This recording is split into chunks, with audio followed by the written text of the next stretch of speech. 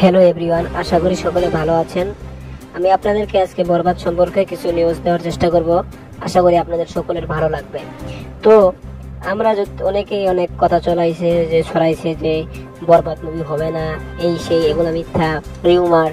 আসলে এটা একেবারে মিথ্যা কথা যে এটা রিউমার।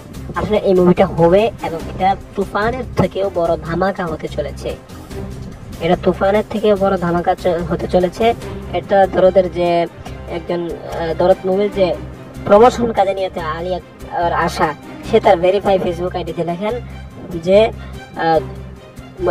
নেক্সট মুভি, শাকিব খানের নেক্সট মুভি খুব শীঘ্রই মুম্বাইয়ে শুটিং শুরু হতে চলেছে। এটি একটি বড় স্ক্রিনে শুটিং চলেছে, যা বাংলাদেশে এর মতো মুভি এর আগে কখনো তৈরি হয়নি। তো এখানে বিগ স্কেল ভাবে আগামী মাস থেকেই হয়তো, এই মাসে হবে না ওদের, শাকিব আস্তে আস্তে হয়ে যাবে দেরি, তো আগামী মাস থেকেই হয়তো এই মুভির শুট শুরু হতে চলেছে। এই বিষয়টা নিশ্চিত করেছেন আলী আকবর আশা ভাই এবং এই যে আমাদের মেহেদী হাসান হৃদয় ভাই। সে ভারতের মুম্বাইয়ের উদ্দেশ্যে রওনা দিয়েছে, একটি তার ভেরিফাই ফেসবুকে দেখা গেছে।